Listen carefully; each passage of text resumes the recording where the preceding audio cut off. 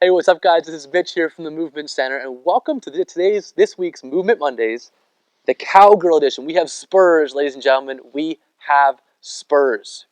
All right. So enough with that. So, so we're here with Katie, and today we're kind of talking about hip flexion as it relates to most athletics. Hip flexion issues. If you can't get your hip up into a good flex position, it's going to cause issues with your knee, your ankles, sometimes even low back and things like that. But it becomes pretty relevant when you're riding a giant animal like a horse. So if you're on that horse position, you're riding and your torso is kind of getting pretty far forward, you're riding up and down, being a cowgirl and whatnot, right? To get in that good position, your hip has to drive into a pretty good amount of flexion, especially if you can have to get into a jump movement to really drive the horse up into that movement.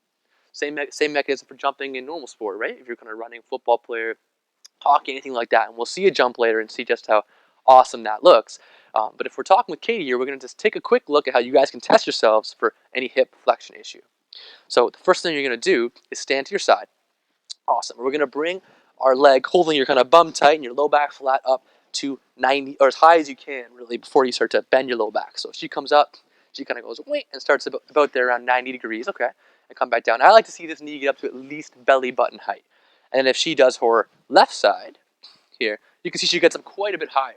Right? So she's probably, if I might want to touch her belly button, Katie. That's fine. If we go around her belly button height here and she comes out, she's able to get above that height. On her right side again, not kind of quite as high. And she feels a bit blocked with that on her right side. She can come back down. So she feels like kind of can't quite get anywhere and then can't quite move as well. So how are we going to change that? So we're going to use our trusty torture device of choice. So Katie's going to hold onto the horse, and we're calling this the wiggle today. Normally you can do this laying on the ground on your back. Stick this ball in and around your butt, and then roll in your glute area and roll your hip back and forth.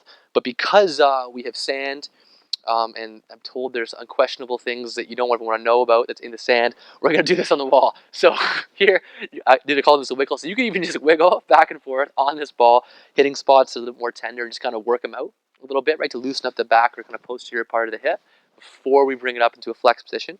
But I'm just doing the wiggle, right, doing my dance, thinking of a happy song, right, Katie? You want to give it a try? Sure.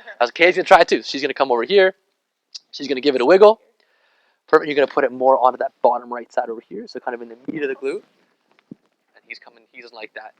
He wants to wiggle too, right? So she's going to come and just shake back and forth. Great. And she's singing, dancing. We're dancing, singing about songs, right? What are you singing in your head? I honestly She don't know. wasn't singing anything. I was.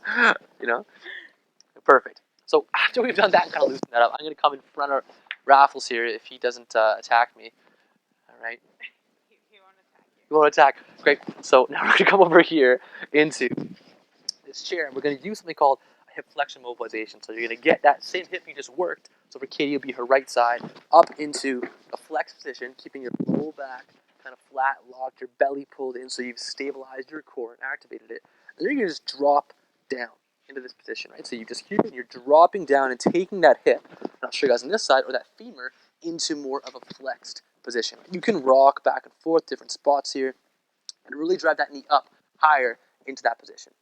All right, so that is sort of round two. So once you've loosened up the back of the hip, you're going to get in there and drive it up into more hip flexion to get a bit better position. Now we're going to have Katie pop on her horse here. She's going to take it for a bit of a trip for us. She's going to show you that hip flexion in action. So after